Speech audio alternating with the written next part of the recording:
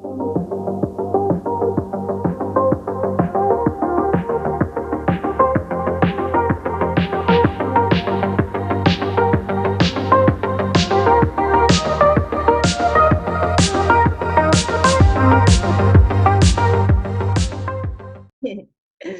right. Hello, everyone. Welcome to the HODLCast. Today is April 5th, and we have very special guest, Trevor Marshall.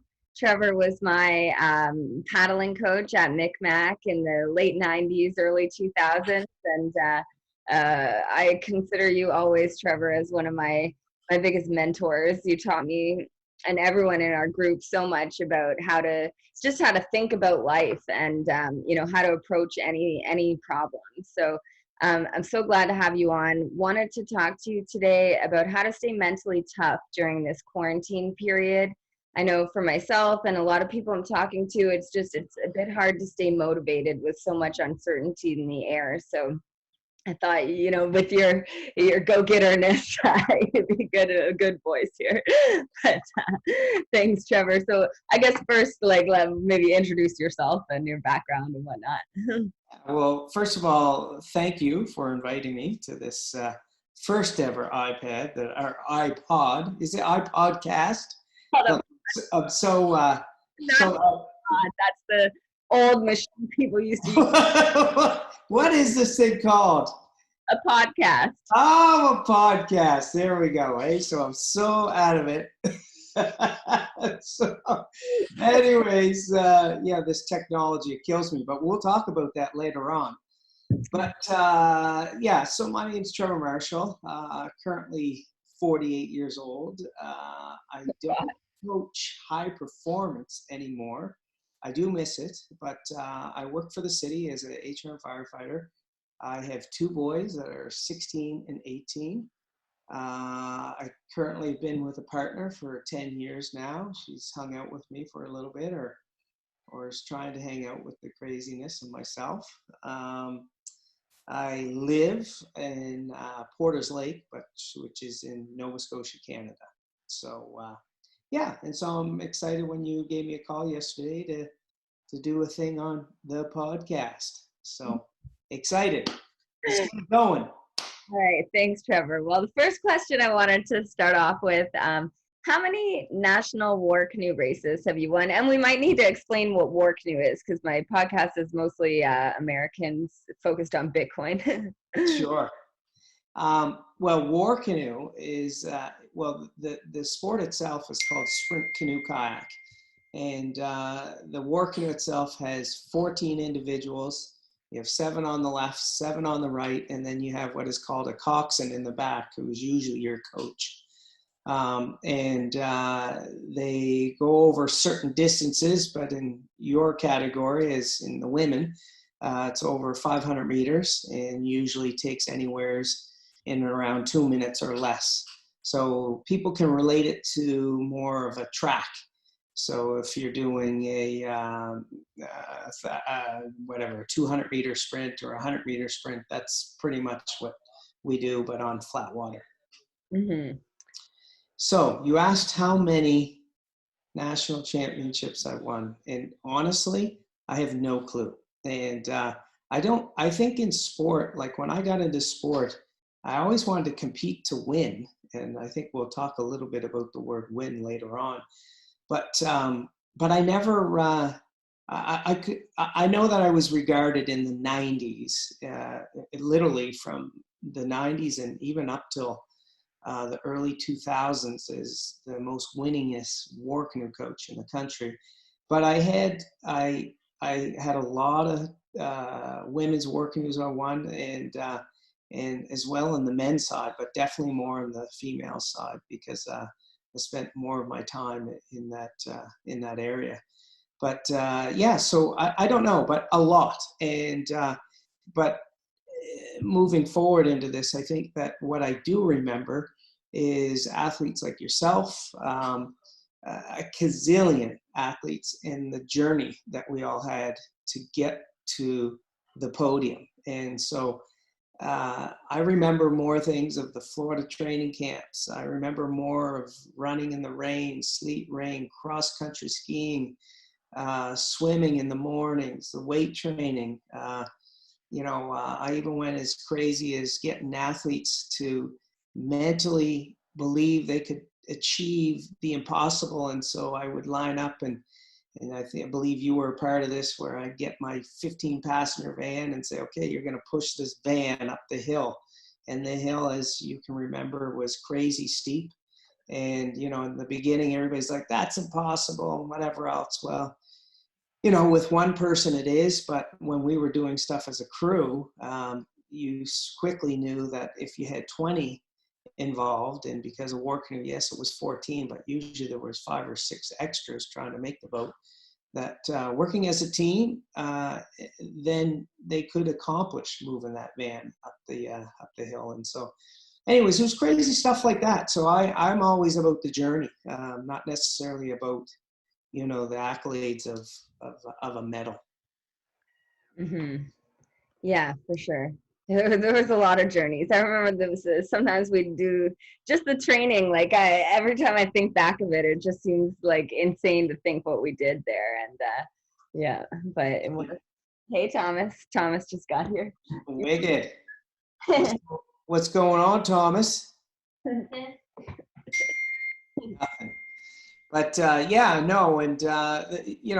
I'm sure we'll get into it as we get further on down in this podcast. But it's I look back with coaching, and it has taught me so much. And people say, "Oh, how did you do this?" Well, it takes 2 to tangle, and if I didn't have the athletes that I did, I would never have achieved what I've achieved. Right? It was really a team. It was cyclical. You needed people, great athletes who were sort of, I always say, wired the same way as me, and vice versa. Where I don't want to spin off because I know you have a bunch of questions, but yeah.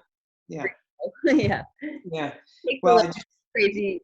Maybe not crazy, but determined or dedicated, or there's definitely something that you have to give to get the results.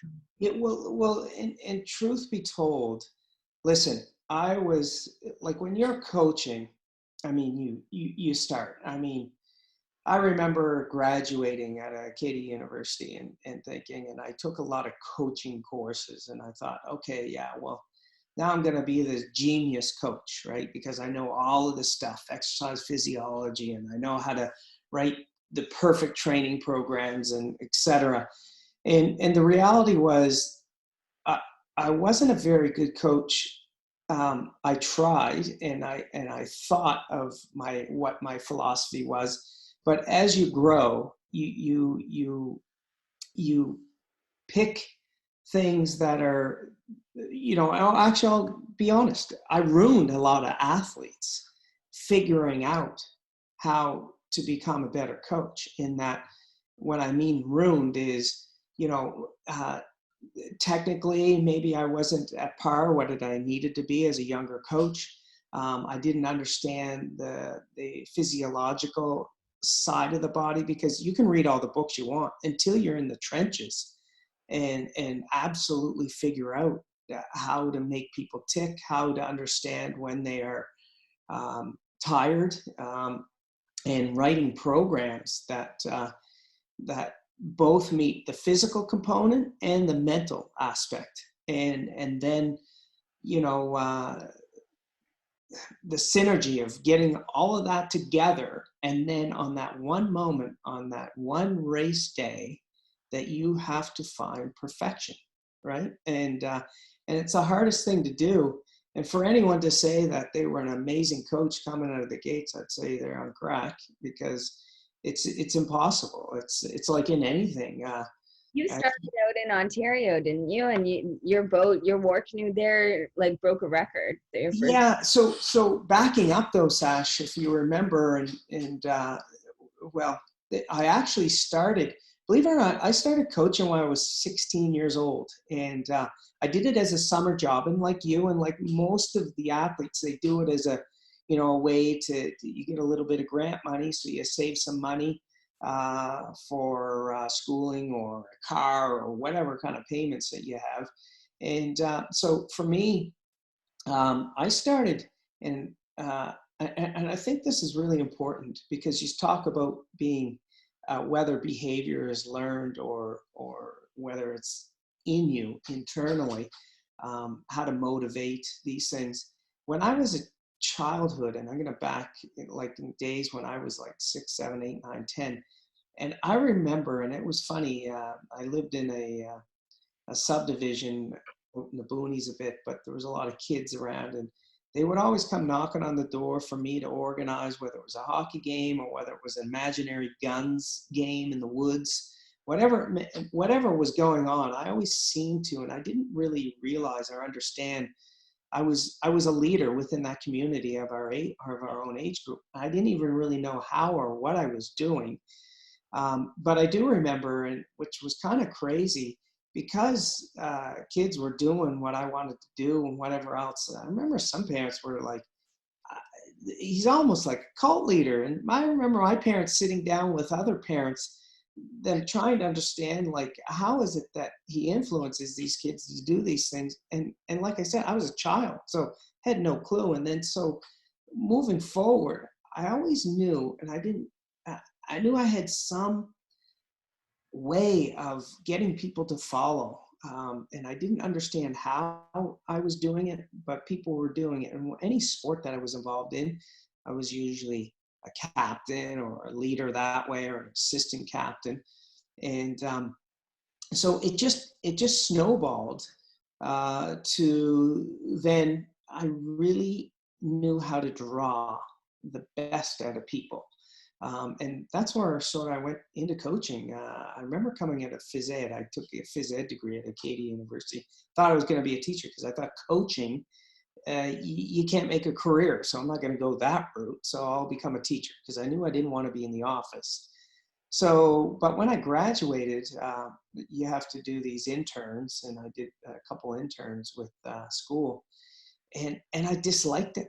And the reason I disliked it, and it was funny, my youngest brother was in the elementary school that I was assigned to be the phys ed teacher. And I struggled because there was children coming to class that didn't want to participate. They would sit up on the benches, and they'd do everything to avoid doing physical education. And I couldn't understand that. I couldn't comprehend it. And so I just started quickly, because I was 16 years old and I always coached in the summer, and I was always interested in athletes. And athletes came because they wanted to.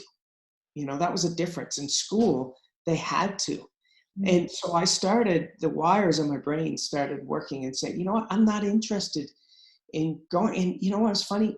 I didn't even realize I was throwing kind of like a career away on the education, because, you know, you could be a teacher, and at that time, I believe it was around 70,000 or whatever else. But it didn't interest me.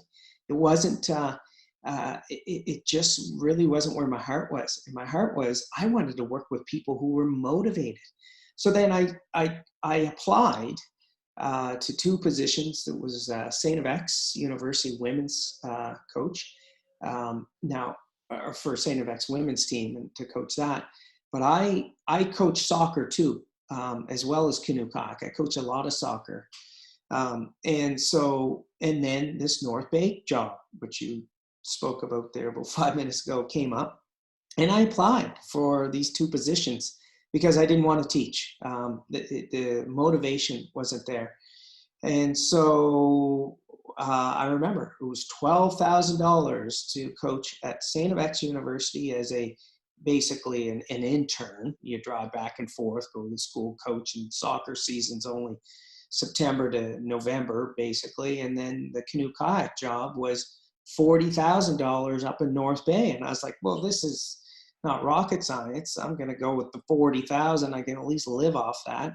So I packed my truck up. And at the time I was with a steady girlfriend, and she was like, what are you doing? You just leaving? I'm like, yeah, I'm just going. I couldn't even explain it. I just was.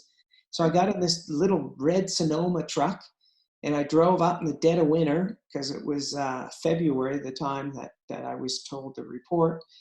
And it was a journey. I got stuck in Renouse, this long Trans-Canada highway place. And I had somebody pull me out, and I was like, is this an omen? I'm saying, man, you shouldn't be taking this or whatever. But anyways, I trucked through. I got up to North Bay. And yes, I guess I got a little bit off topic, but I won a war canoe there. But I was winning war canoes since 92 to 95. So for 3 years, I was at Mic Mac with a lot of gals, like you would remember, Michelle Brown, Kim McPherson, Jen Tummins, and that crew, and they were an amazing group. But I was winning with them for many years, and then I got to North Bay, and yeah, they were a dive. There was nothing to this club. There was no membership, and that's partly in why they wanted to hire a head coach, somebody who was going to come and drive a program. So that really was it was the beginning a little bit for me, in that I was already starting to be pegged as a war canoe coach from 92 to 95 because I was winning war canoes, lots of them. And then they just said, this guy's a war canoe guy. And I wanted to be more than just a war canoe guy. And as you know, the small boat side being the canoe and the kayak, North Bay opened doors for me to also not only coach good war canoes, but then to coach serious high performance canoe kayak, sprint canoe kayak, and as you know, the Olympic sport stuff. So that was the seed that was planted that enabled me to then make myself more diverse as a coach. Instead of just being pegged as a war canoe coach, it allowed me to now start digging into being a high performance coach on 2 other disciplines. So I have war canoe, the canoe kayak, and well, the kayaking and the sprint canoe. So. Yeah, and I feel like part of the reason our war canoes did so well was because of everyone that was, a lot of the times, the people in the boats were the sprint canoe kayak group, and their training was just so different than people who only trained for war canoe. But in creating that war canoe boat, I know I went through some agony as a junior coach. How do you cut people, or like how do you select the boat? And you often would do just a run at the beginning of the practice, and whoever's the fastest 15 runners, that's a good start, or some kind of set criteria. But what did you find the sweet spot for choosing a boat? Yeah, well, I mean, listen, I still have people today who dislike me because of them not making a boat or whatever else. And actually, to tell you the truth, it hurts me because I never wanted or intended to hurt anybody, but it's an investment when anybody commits, and you know very well how much time is put into this process, that, not to make a boat is, it's tough. And so for me, there was just the simple things. It was based on fitness, right? So you had to be, I think of, any of these old movies, the Arnold Schwarzenegger type, it's like the Iron Fist. You had to be mentally and physically tough. That's what I look for. And so you might not have, and the beauty of, at least in war canoe, you didn't have to necessarily be the perfect technical athlete, but you had to have the mindset that you'll run through a wall, and that you're going to hit that pain, and you'll go through that threshold of pain, and you will, and I hate saying, but you'll die for this crew, and that was the mentality of, if you could show that. And running was an easy way to test, because as you know, and you were a grinder, that, and if you listen to some of my Instagrams, like, I am an advocate that you want to truly test how fit you are, hit the pavement, right? Yeah. And if you hit the pavement and you feel like death, not producing good times or whatever, it's like, it just doesn't lie to you. The pavement and those feet do not lie to you. It tells you, you're either in shape or you're not, right? And so that was just a real simple way of doing it. Then as I got, and remember, those were younger years of me coaching. But then as you get, you get a little older and a little wiser, listen, those things are still in the cards of measuring, but then you'll measure other things too.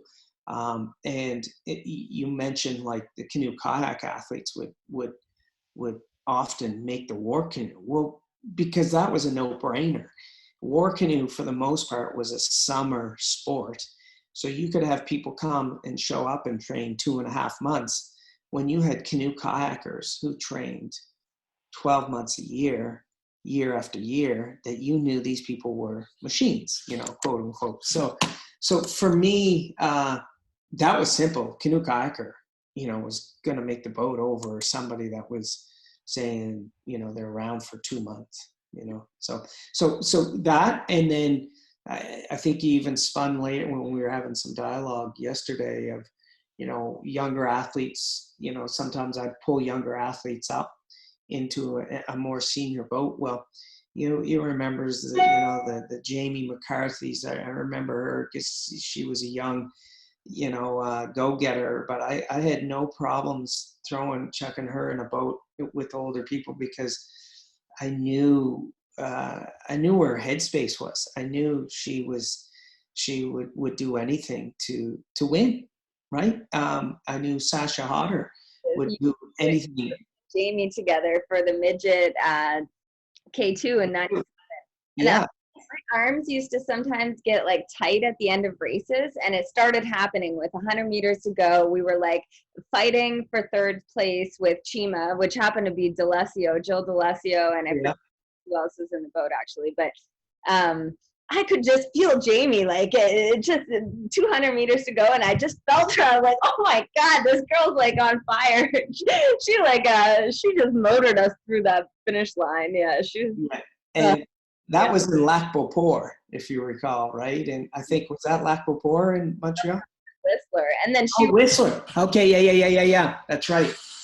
See, and again, there is between, and again, I'm not just saying this because you're running this podcast, but there was a core people that, between yourself and Jamie and I, there was an era of Kelly Flicks, Pam Doyle's, Holly Weiss, and then obviously Julia and Trevor, or Julia and Heather. That's right, Julia, Heather. They were all machines. Liz Orton was in there, right? Yeah. And then we inherited. Sorry. She could outrun most of the guys. For sure. And so we inherited, because that core was so strong, and because you guys were as good as you were, we ended up getting the Christina Northcotts, we got the Jill D'Alessios, even later on when you moved on, like Nicole Browns, and we got a lot of people who, again, and we'll get probably further down into this, is coaching and life, period. Whether it's a relationship, whether it's your business, whether you're working for somebody, it's success breeds success. And you surround yourself, like good people will want to go where good things are happening, right? And that's so key. And so you guys actually laid the foundation, because you built it. And people say Trevor, and it's enlightening that they say, oh, Trevor, I was a part of this. And I will say, like, where you'll say, like, what did you do as a coach? Well, I did do some things really well. The one big thing was accountability. If you want to be successful in anything, you need accountability, right? And so I remember being with other coaches, great coaches, who were international Olympians, and it was as simple as this: the mindset. Show up at 5 a.m. every morning, open the door, and at 4 p.m. open the door. And the mentality is, these are my mentors saying, Trevor, it's as simple as this: like, the people who start showing up at the 5 a.m. and doing the 4 p.m. practice, where they're going to see gains because they're doing more volume, right? And so I would never miss a practice. Like, that just was not in my nature. Like, if I was terrified, I remember being terrified if I would ever, like, sleep over my alarm. So I used to have 2 alarms, right? Like just because maybe the one wouldn't work. And 9 times out of 10, I'd always wake up before both of the alarms anyways. But I was just that terrified and that invested in to see success, that I knew that if there were people that were going to follow me to that club at 5 a.m. every morning and at 6 p.m. or 4 p.m., finishing at 6 p.m., that we were going to do something great, right? But I needed those right people to be around me, right? And the people who would believe, and we'll get into that too. But yeah, so Sasha, in a nutshell, from this whole journey, and I always refer to it as a journey, the athletes, it goes both ways, right? You need a coach who is driven, and you need an athlete or athletes that are driven, right? And then you have a chance to be successful. When I say chance, there's all other things that kind of that get in the way of not meeting your goal. And so you create that kind of culture. How do you get that culture where everyone wants to show up? It's just, I don't know if it was just, there were a lot of times where I probably didn't want to show up, but I was scared. Not just of you, but of the other teammates. Like, if you're not deathly sick, they're going to know and, just think you're slacking off, or like there was that kind of attitude. Like, we all didn't want to let each other down in it. Yeah, I think that's exactly where you just hit it. It's called loyalty. So once you develop, once you've invested, once you've, and you described it as a culture, I guess you first have to see the results from this. So showing up, for example, at 5 a.m., you would show up at 5 a.m.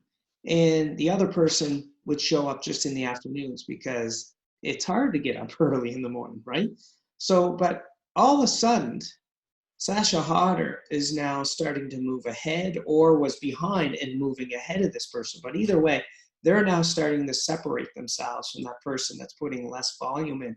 And so quickly the light bulb comes on, and that person identifies, well, she's going at the 5 a.m. practices too, right? So I have to kind of get with the program. That's where the success is. So I got to go there, right? And so I remember, this was interesting when I was at the club, and I remember the board of directors, and I'm pig-headed and I'm very stubborn, but I remember, and it was a big move. You charged it was $50 in the beginning to pay for a training fee of a month. And they were bumping it to 70, and they were terrified they were going to lose membership because it was $20 more, from the 50. And so I said, not going to be enough. I said, we're going to bump it to $110. Now, where did I come up with that number? Well, Chima was the dominant club for some time now, and they were charging $120 a month. And so I felt, I'm not the level of Chima, obviously, but I am sure going to invest my education and my time into this, that $110 is going to change. And they're like, no way. And I said, no. We're going to put it 110 because we're going to actually find out who really wants to be here. Mm-hmm. I didn't care about the $50 people, right? In that they wanted $50 because, well, I could just go whenever I wanted to. But soon as I put the $110 down, now parents are going to say, if you join, and Lori Hodder is going to say, you know what, Sasha? You're going to show up in the morning because I'm paying for this money. I was doing the paddle-a-thon every day after practice. I'd be on the doors knocking, getting my, I'm doing the paddle-a-thon. Like that.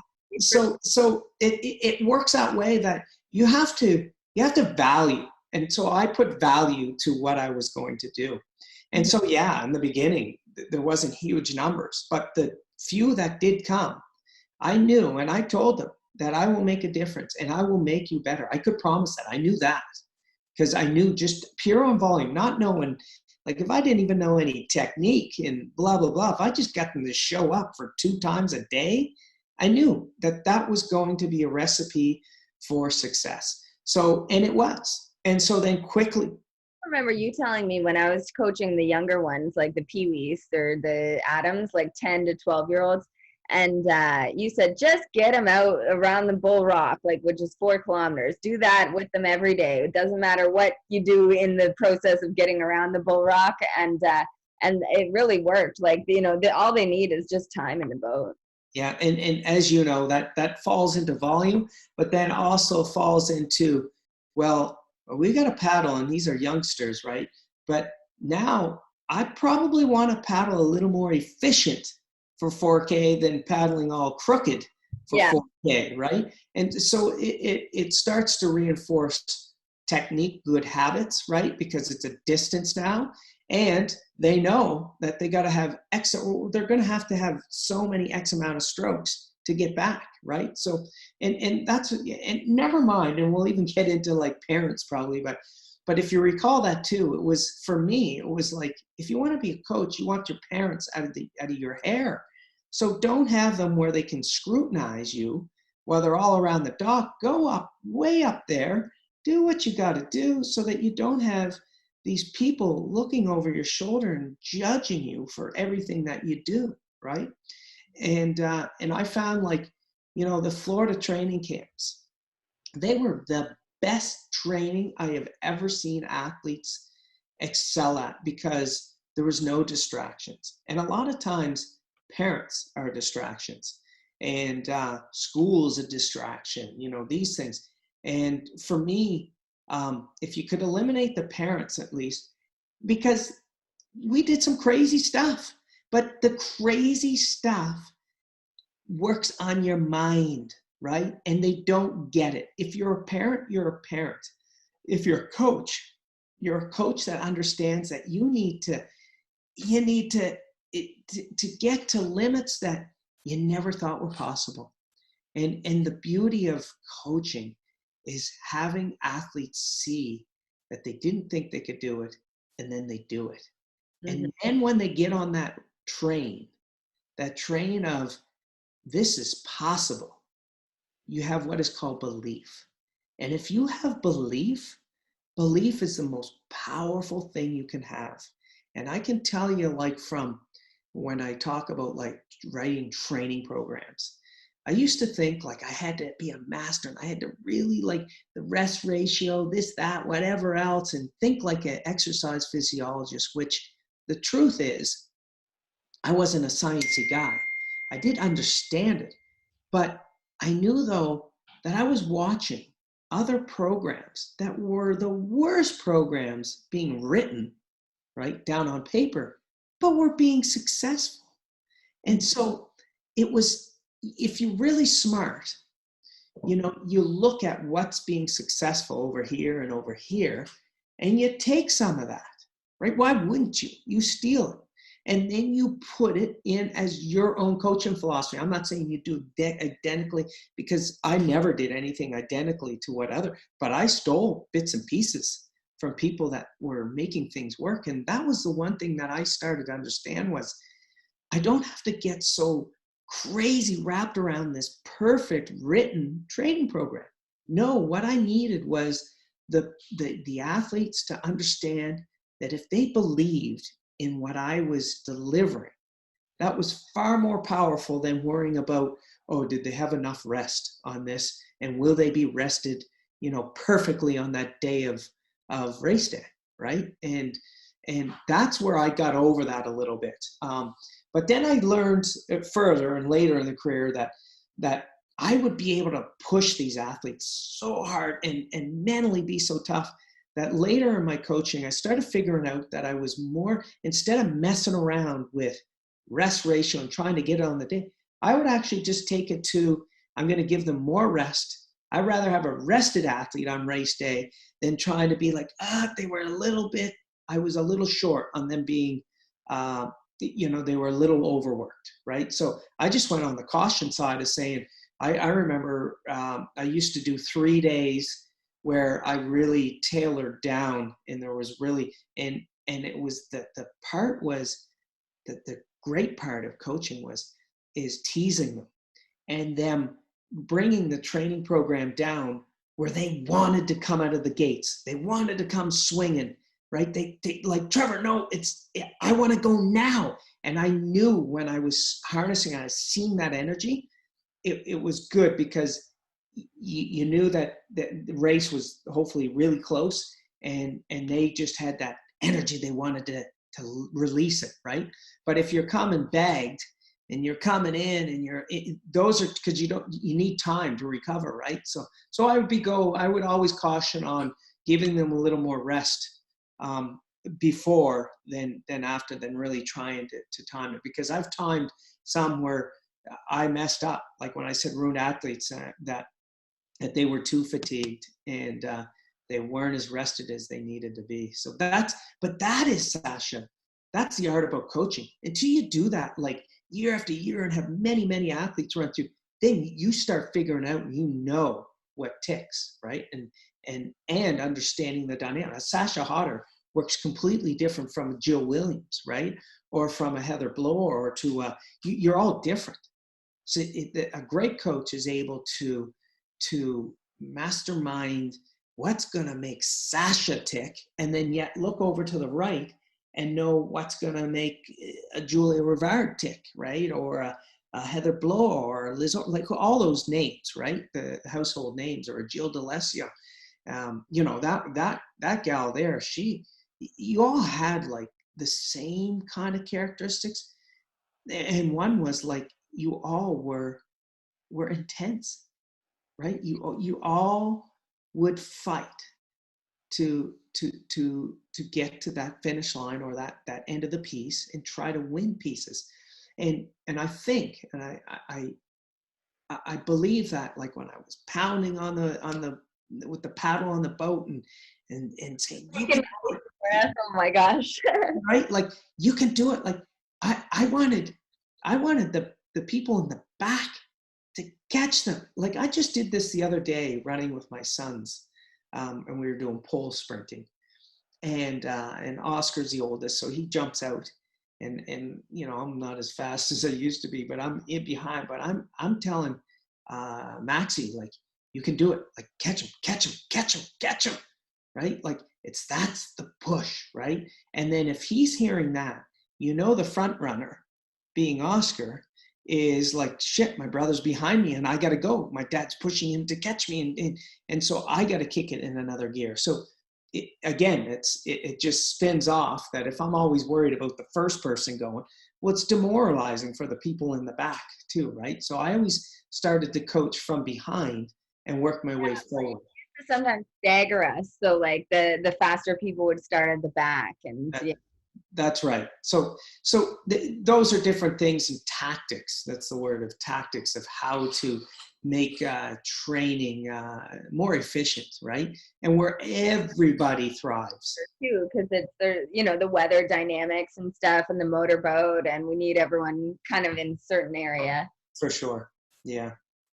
And another thing I used to notice about, or it's something that gave me confidence in our cruise, was we were always out there in whatever kind of weather. You had a really strict weather policy of like, we even paddled in lightning. I think today people might get a little upset with your weather policy, Trevor, but it worked. Like, whenever race day came, none of us were worried about a windy or rainy day, because we'd been out in it. Like, we never stopped. You used to say you can run 365 days a year. You just got to wear the right outfit. And then, we'd show up, and if the weather was bad, it was actually usually something that helped us do better compared to the other people who maybe weren't used to training in the bad weather. And here it is, Session. Yeah, when you're a young coach, you sometimes do stupid shit, and then even later, it's like lightning was like, get to the shoreline, right, or whatever. But here was the mentality, and I remember vividly why I said that, why I did those things, is because I was working on the mindset. Like, we were on water at times that technically it was pointless to be out there, because you just couldn't paddle technically well, because the wind was terrible. It was all over the place. But I didn't care. I wasn't working on technique. Somewhere in the way. Yeah. So that was, it was the mindset. And that was part of building that athlete up, saying, exactly what you said. So if we came to that day where the wind was tough or whatever, you'd be able to say, I did this. I went through this.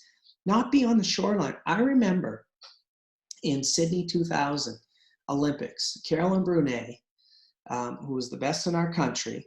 Interview, I remember thinking she should have had you as her coach. She was all worried about the wind. She was a wreck, and she was more focused on, and the wind was horrible, and she did not want to race. I was watching her argue with officials saying they wanted it to be postponed, that she couldn't do this. And I could tell you right now, like I was watching, and I would, if it was already too late because she had already developed this. But, she couldn't race in that with that mentality going in. If you've already been begging someone not to race that day, you're not going to be your best at the line. That's right. And I watched her opponent. She was from Italy, and she was cool, calm, and I overheard that where she trained was in kind of crazy rough water, and she was just licking her chops. I could just see, I knew there was no way Carolyn was going to win. And you knew she was supposed to win by a lot. And the gal from Italy had was falling off the mark and wasn't deemed to win. And anyways, it was just, it was amazing to watch, because you just saw it right in your own eyes that right there, because she had to have the perfect water all the time and never trained and any of that stuff, the day that she needed to have that in her back pocket of, I did this stuff, I don't care, her mind beat her. And when she went up to the Y, I think she was at best a silver, maybe even a bronze medal. You know what I mean? There. I don't remember the race. I just remember that interview and thinking like, geez, it's done for her. Yeah. And it was. So anyways, but that's the thing. And as you know, in our sport, it's it's in an environment that you can't control. We don't do it in a dome, right? And have the conditions where they're always the same. So you have to prepare for that. But the beautiful thing about, I think we'll get into this a little bit, is that's why I love sport. And right now, as I told you, I'm not coaching high performance anymore. But I do, I miss coaching that level stuff. But you take, like Sasha, you look at all your peers, all the people who you knew and were around, and those traits just trickle into everything that you learned as an athlete, trickle into life, right? Like, who has a smooth road being successful at whatever they choose, right? There's no such thing, right? Like, you got to put yourself in that bumpy water, in that windy shit environment, and you got to go through that because that is the trench, and you got to live in the trenches first and figure things out and know that I'm a survivor. This is not going to beat me down. I know that I can get there if I've been in the worst of worst, and you need to be in the worst of the worst, right? And but then you then have to open your eyes, and you have to say, okay, well, I've been at the lowest of all lows. How do I get myself out of this, right? And you find paths, you find ways. Like, athletes are fighters. It's like something with the wind and the water, like, you know, it can be blowing you all over, and then you find that connection, and it's like, oh, here's how. Okay, I got my flow in this. And like, it just changes depending on whatever environment you're in. Like, you just got to find that, like, resistance, the right way to move. I don't know, it works for not just paddling, but any, you know, running or rowing or anything. Like, the bad weather, you just got to find the way the wind's blowing, kind of thing. Yeah. And it's sometimes we refer to as rhythmic, right? And when you think about life too, once you get, you can use words traction. Once you get that traction, that rhythm, and you start rolling, doesn't matter. It's not like about athletic stuff. Yes, that too. But in business or in whatever you do, or you start to feel good, and then you get on that wave, and instead of being behind that wave, always like trying to climb that wave, you're actually on the wave and you're rolling with it, right? I've never been a surfer, but I know what it feels like when I watch somebody like that out on the water doing that. I'm like, that is just so easy. And you're on that wave and you just keep riding it right into the beach, right? If you're too far forward, you go crash. If you're too far back, you fall back. It's that sweet spot, right? And that's life, is trying to find that sweet spot.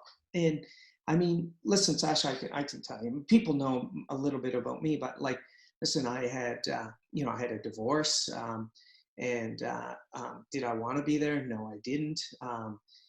Were there other things? Yeah, at the end of the day, that was kind of a low of low for me, right? But I wasn't gonna make it my life. Like, I wanted to be better. I wanted Trevor to be alive, right? And so I needed to have some things change. And so, you know, you just have to know that, or I'm a firm believer. I was just telling Cam today, and she rolls her eyes or whatever. I said, but if you ever, and I don't plan, but I said, if you ever dump me or whatever, I'm not of the mindset. And it's kind of funny. It's like, I'm not of the mindset that I'm going to sit there and dwell and be like, I'll just pick myself up and I'll go, that's who I am. And it's not to knock the relationship or anything. Funny you say that. I have the same, like, I'm really, I just got married and I'm really happy and things are good, but I always have some little, like, I'm like, I need my car registered. Like, I I don't know how to explain it, but I know I'm going to be okay no matter what. Like, with all this corona fear, even, like, I worry about people like dying and stuff. And I just have this feeling in me, okay, well, if that happens to someone else, I'm it's a little bit, I feel bad about it almost sometimes, but I just know I'm okay. And I think the reason I have always that feeling in me of I'm going to be okay through whatever is coming is from running those hills and, paddling on that ice. And it's like pushing yourself maybe nearly to, to max exertion, and knowing that you're okay through that and your body will be okay. Like, it's just, the sports has always given me a certain level of confidence in my own skills. And I think even as a lawyer, like,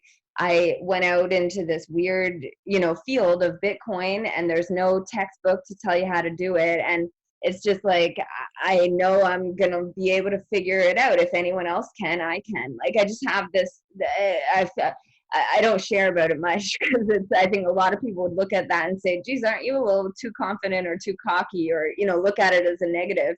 But it's from the sports mentality. And, like, I just remember you always saying, like, you look around when you're at that starting line. Well, first of all, the line is with the first person. Like, that has been a lesson that's just always stuck to me. So in paddling, you can start at the line, or people drift ahead. And if there's no one there telling you get back to the line, then you let yourself drift ahead with whoever else is drifting.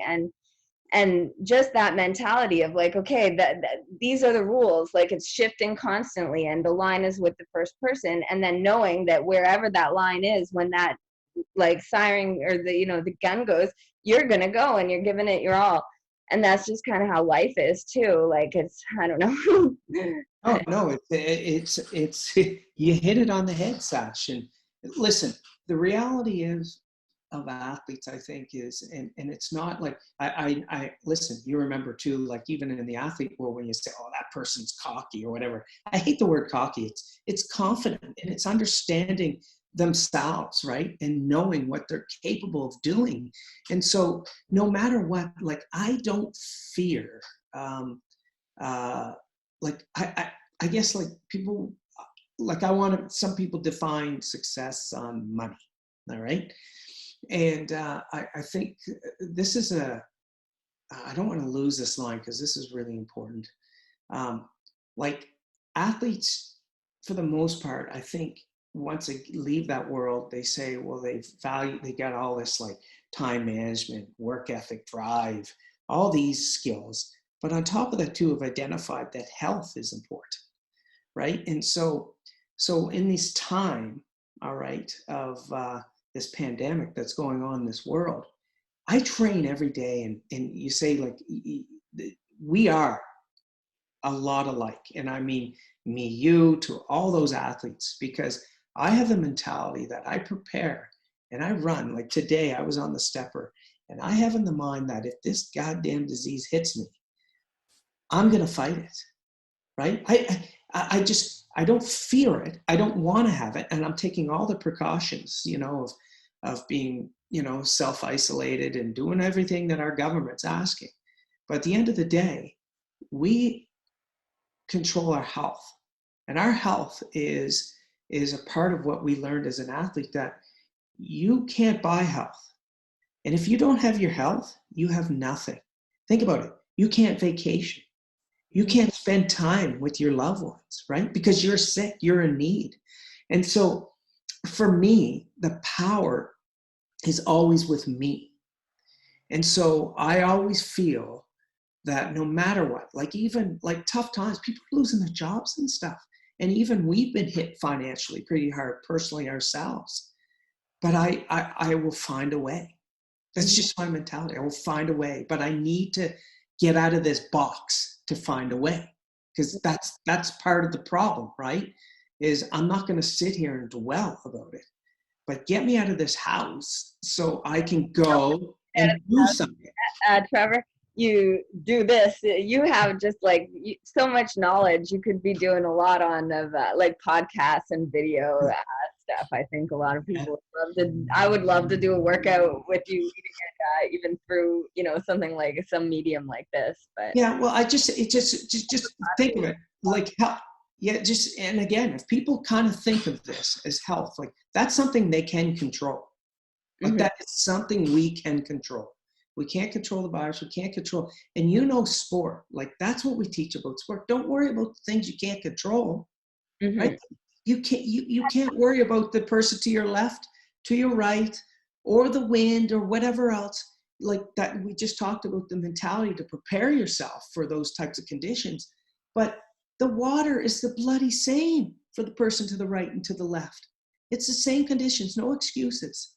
So it's figuring a way to know how you are going to pursue and tackle this. And it's you, it's left on you as an athlete. Now, being in a team, it's harder because now you got to get people, in our case, it was 14. So yourself and 13 others. We needed 14 people. And I preach this to you guys all the time, that it just takes one person to slack and come into the middle of the boat and go for a ride. Now we got to pull somebody's weight, and we're down to 13 people, right? And that was the art about loving, like War Canoe, I look, because you needed to know how people ticked. And you needed to know that when you put those 14 in, all 14 were on the same page and they would look left and right, and they would know that person is going to put the exact same effort in as I am, right? And I hate using this analogy, but you go to war. You go to war together, and you have one another's back, and that's my old school coaching. I believe like the loyalty, having your back, and understanding that if I invested this amount of time in, like years, and we talk about like, I think you later on talk about like there's no quick fix. It takes a lot of time, but you got to love and passion, and you got to know that success breeds success, that environment around you, the people that are there, that synergy, you will all thrive off of it, right? And it's that one broken link, the chain's broken, right? And there's never a better feeling than just even when you'd give us a talk, and then we'd listen to that Busta Rhymes "This Is It Means War" song all together. We were all so serious, right? We'd carry that boat down, no one would look anywhere. We were just like, get in, like paddle on the knee, ready, up, like, and it was just like it was something else, the mental focus that we had on the races, and the trust that we had in everything. Like we knew we were going to win. We knew, everyone in that boat always knew, like, what we're about to walk over every other team. Like it was just, we just were, and we did. And it was fun, but it's confidence, but it's also understanding that, you've you've gone through, this is the easy part. Yeah. You've done all the hard stuff Minutes past. to work. What's that? We just did like, hour run the day before or the week before or something. Exactly. The hill run and the 1,500 meters, the if you get a better time, then you can stop. But if you don't, you got 2 more added on and blah, blah, blah. Like it was all a test that mentality wise. But yeah, it's, and again, I just physically later on, or you had to ask me a question like, I think where was it? There's something to the aspect. Find that there. Ask like what can former athletes turned adults do every day to stay fit and encourage their families? Yeah. So here, and I think I'll like for me, I guess you would first ask too, like what aspects of sport translates to others in their areas of life, whatever. And I think that we've said a little bit and touched a little bit on this, or a lot on this, but the sport background of people coming from sport, whether it's going into family, business, whatever it may be, the drive, dedication, the passion, the goal-oriented, right? The toughness, the resilience, how to deal with failure, the fight, right? That's the fight. Like you get kicked down, you get back up. Excuse me, and it's how fast you get back up, and it's the no quit. It's being a team player. It's work ethic, like beyond. It's your time management. There's so much stuff, and for me, for fitness, it was like how you asked the question: how hard is it to maintain my own fitness? Well, I already talked to you about the health reasons, right? To me, it's just important, and I believe I owe it to myself, to my boys, because if I'm not around, I can't look after them. Financially, they are not ready to be left alone, even at 16 and 18. But that's where, ironically, I'm getting over that hump where they're getting into university, that I'm going to be at a different stage in my life, that I live to make sure they're okay, right? But once they're okay, it'll be interesting what other journey, what other chapter I take in my book, right? Because that's what that drives me. Also to keep my mind, I know many others are like us, where our minds, bad days, whatever, like that's my drug, being fitness, to keep my sanity, because I need to have that, that's my medication to free, to release any tension I may have, to also put in thoughts. It helps me think when I'm out there a little more clearly, right? Whether it's a run outside or on the tread or inside or whatever it may be. It's, for me, it relaxes me and yet pushes me. And I sent you a link, and this is important because I'm 48 and I regard myself as a pretty good guy as far as being fit. And I ran there, and I posted on Instagram. I had no shame. It's like I felt like I wanted to die, because as you know, running on a treadmill to running outside are just completely 2 different worlds. When I saw your Instagram thing, I thought you were suffering from what I'm suffering from and everyone else is suffering from. Well, what I think, I feel like the collective fear and like uncertainty makes the air heavier right now. So I feel like I'm doing altitude training or something when I'm outside running. I can't breathe my normal way, and I don't know why. Hopefully it's not chemtrails or them dropping corona in the air or some nonsense.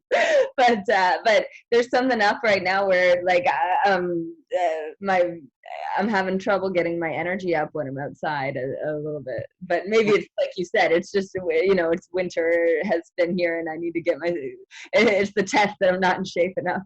Well, that, and like I used it on my boys today, like when I jumped and we went into the gym, and I texted them saying, I'm in the gym now. And then they, kind of came down, and Max said, oh, I really don't feel like working out today. And I said, that is when you need to work out. Yeah. Those are the days that you need to get in there and work, because that is getting you over the hump. Mm-hmm. And, gains are not made by sitting on a couch or in front of a computer or whatever else, right? Like as far as the fitness side of it, right? But I use, and I sent you the link, and it's Don't Let the Old Man In. And I love this song, and I play it, and people say, you're crazy, Marshall. But I do not want to get old. And so I feel that I am still like, I'm 48. I don't feel like I'm 40. I still feel, if I could put a number on it, I would feel like I'm an early 30. Mm-hmm. I'm no worse off in shape as I was in an early 30. And yeah, I had tough runs, but I know that once I get through it, I can get back to where I was. But that motivates me. That song motivates me because I get up and I just make it a habit. And Mm-hmm. so this is the thing. If people really want to see gains, and it doesn't matter whatever you choose as your goal, because you have to have a goal. But if it's fitness, which I highly recommend for people to do, because of, again, the health reasons, but is to think of it as brushing your teeth.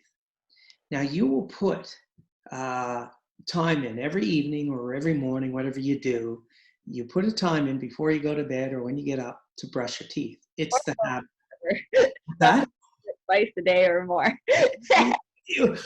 well, for me, whatever you choose, the hygiene is up to different people. But at the end of the day, let's just pick, you brush your teeth the one night before you go to bed every day.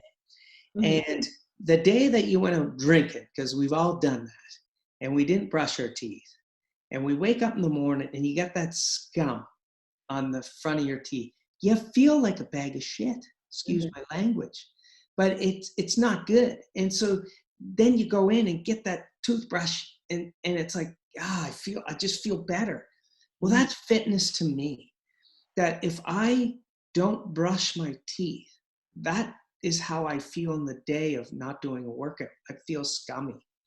And so, but I've made it a habit now that it's a part of my daily routine. So there are days like yesterday I took off because I went for that hard run and my body needed a break. And so you learn to understand your body. You know when, okay, it's time to take a break. But for the most part, I put in 40 to 60 minutes of fitness, whether it's lifting weights or running or whatever, a day. And maybe one day off in the week, maybe two max. I always do 5, maybe 7, maybe 6. It bounces on how I feel. But I make it a habit. And the minute that I break that habit is I go back to that scummy feeling. And so my sons watch me go down. And when I was a coach, I drove and I was tough, and people were scared of me or intimidated because I demanded so much. And I coached my boys through everything. And the one thing I would look back, it's hard to be a parent and coach because they are two different worlds, really. Because I find the demand is just higher in coaching than parenting. I really do. Like parenting is, you got to be, it's a fine line, but so I don't push them anymore. I absolutely hope that they see me and I lead by example. So when we go back to even the days of coaching you guys, I would never put you guys through anything that I couldn't see myself doing. Mm-hmm.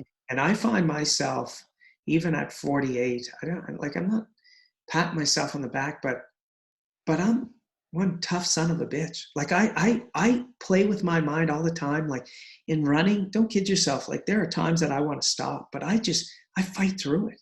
And there are times that I feel like what Max did. And Cam, just the other day, we were sitting there and I was like, I got to get my lazy ass up, get going. Like you need a kick in the butt.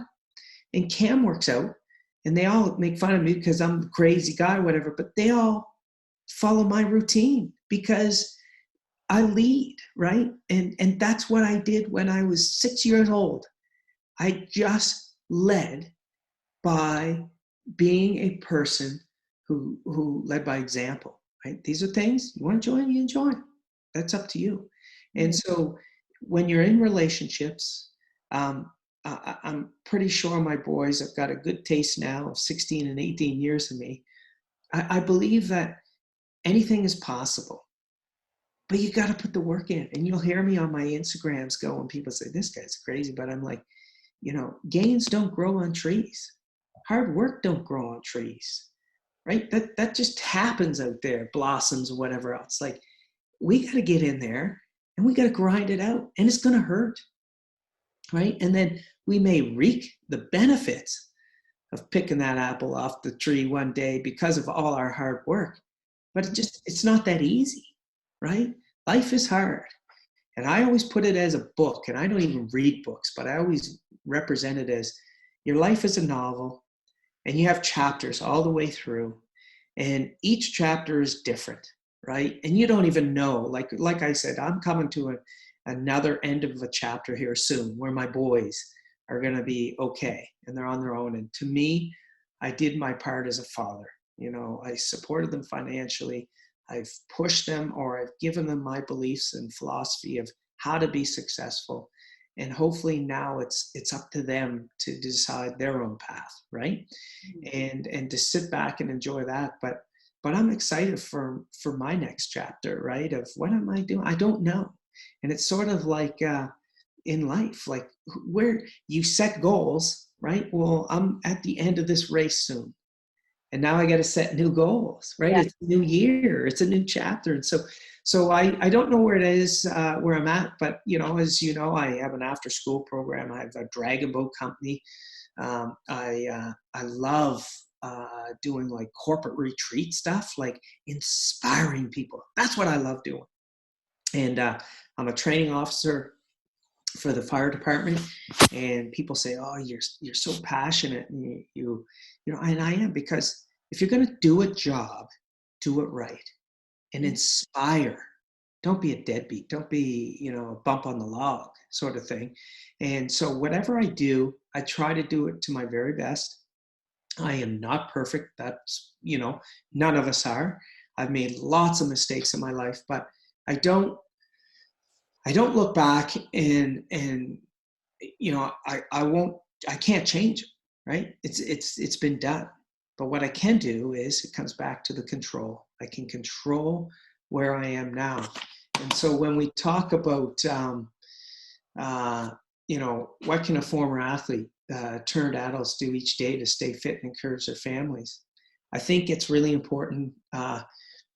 You have to make it a part of your lifestyle. And if in this, and Sasha, you inspire me. Like today, I saw your post of just a simple week schedule.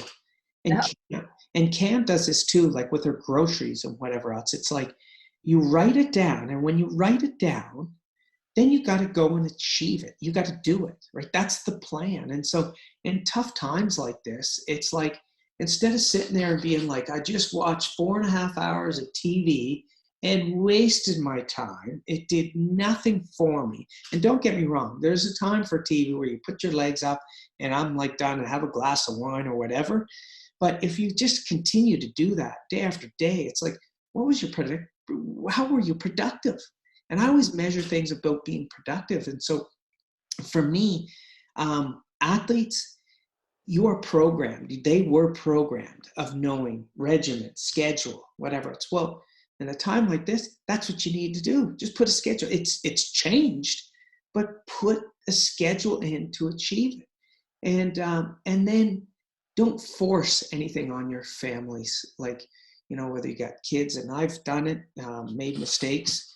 Looking back, I know that, I would probably change the approach, but it's done. But the whole reason, not the whole reason, we've stayed in touch pretty well over the years. But summer, I remember taking Thomas to the track thinking, okay, this, I became a stepmom, and he was 10, and I'm like, 10 years old, just the age I used to coach, coaching these kids. And I was expecting the same out of him as out of the kids I would, the Adams for War Canoe, and they could certainly run a mile. And, some of them like Danny Clattenburg or Una, they were so fast and they just were begging to run it. And he was not in that mood about it. And, the run he'd never been asked to run a mile before. And, he didn't want to do it. But now this year, so we did it. We've kept doing it once a quarter. I don't say you have to run it. Like the first one, I was right there, like, come on, keep going. Yeah, And then yeah. I realized after talking with you, that's not the approach that's going to work here. There needs to be some motivation. Yeah. And now we set goals. And if we do the run like periodically, but it's not a big catastrophe to have to do it anymore. But and that's an improvement from 10 to 11. Now what's it going to look like at 12, at 13? We just keep building from where we are. Yeah.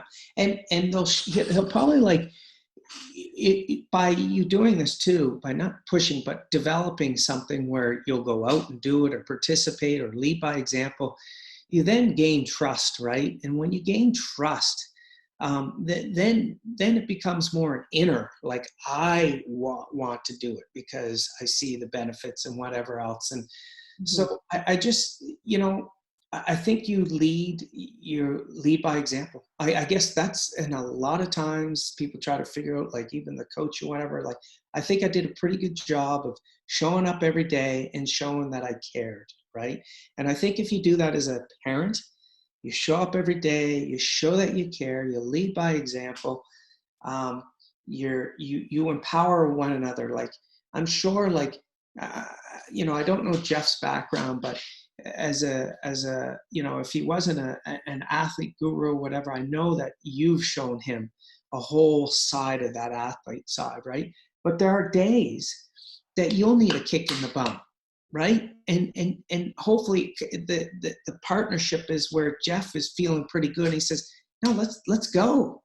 And he pushes you, right? And then it goes on to our children, right? Where it goes back and forth. So Max was off today, but maybe, I remember specifically 4 days ago, he said, let's go for a run, Dad. I was like, okay, let's just go, right? So he got me up. So it's that success breeds success. It's that energy that's in around. And that is not just within sport. It's like, it's about being successful. Like I talked about how I saw your inspirational piece of your goals of what you foresee yourself doing in long term. And that, Jeff and whoever else, they're goal oriented. They have drive. That's who you want to surround yourself with. Do you know what I mean? There's people who aren't just deadbeat. You know what I mean? Like a relationship will die. Like for people like you and I, like that. You have to be in the race, and the race is whatever you choose as your goal, right? So.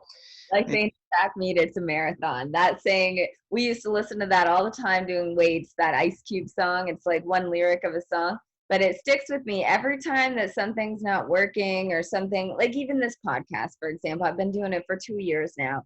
I've learned so much from each person I talk to. It gives me something that I enjoy doing and, planning for each week.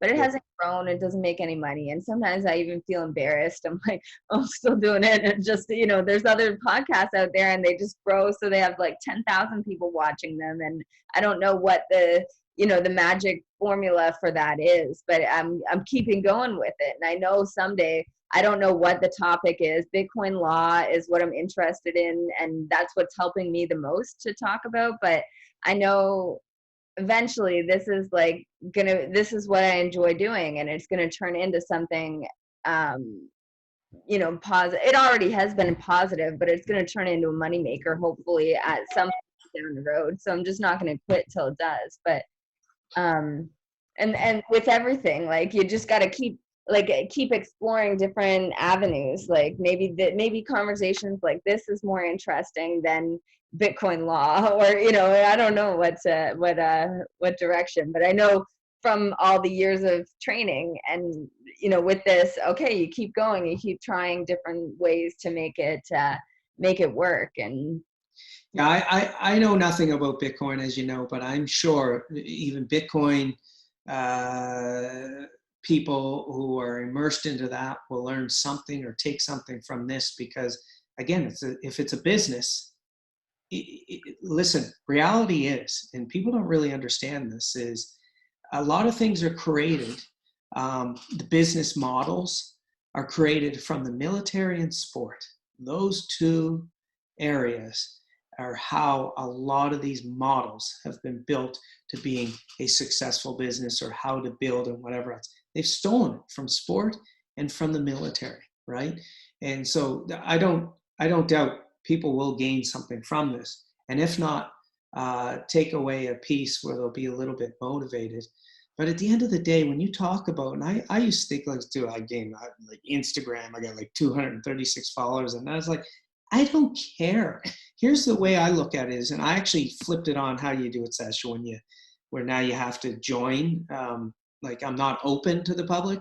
You made yours private, so Yeah, so I made my thing private, whatever.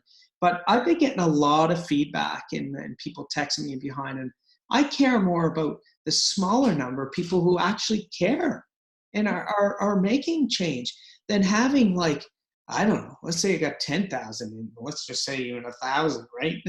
Are you really making a difference in these people's lives, right? And so I rather take quality over quantity.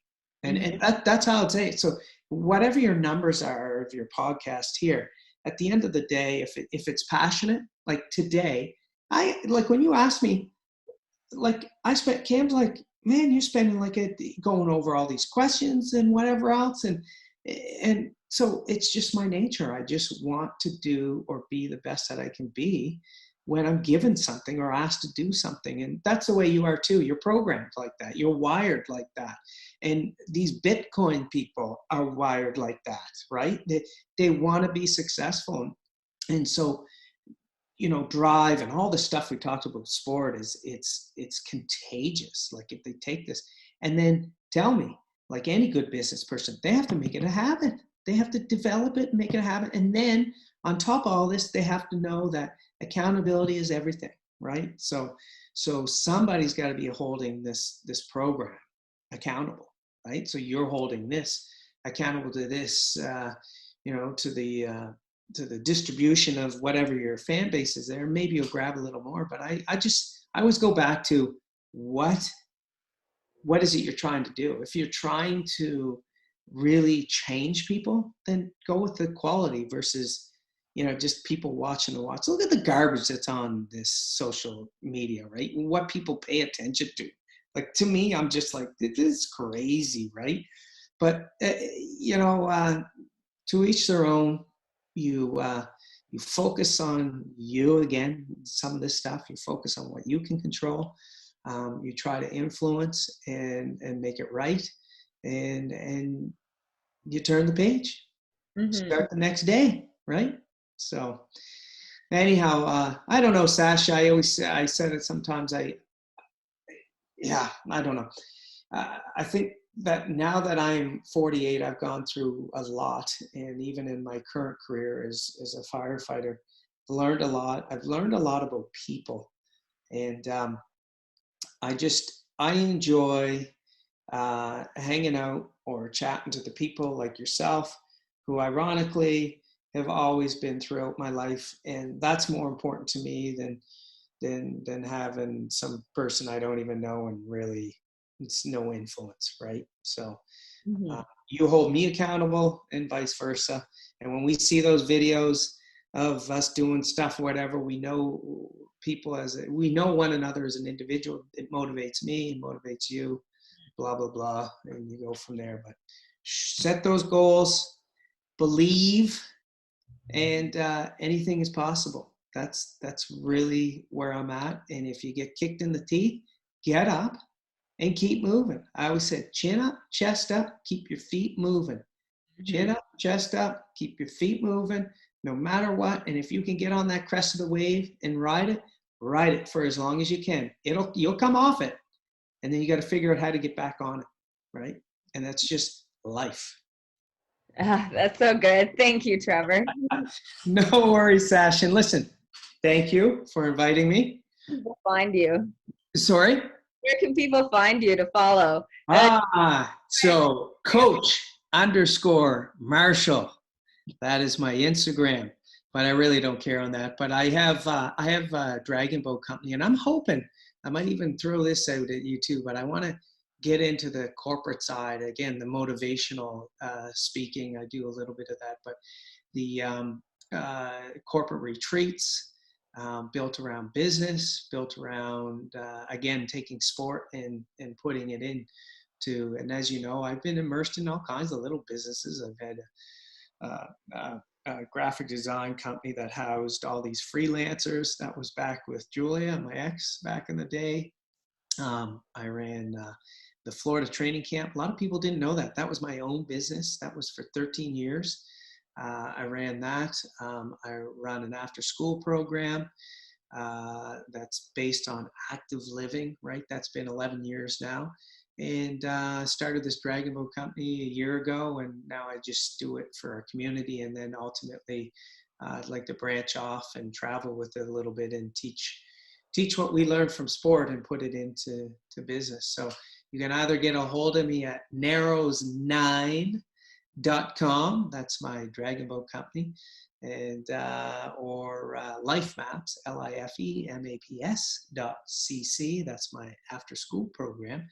But either way, Coach_Marshall, I might let you in. I might let you join my 236 followers. We'll see. But again, thanks a lot, Sash. And we'll be talking. Sounds good. Yeah. Thank you. Bye-bye. Ready, Gator? Go! Go!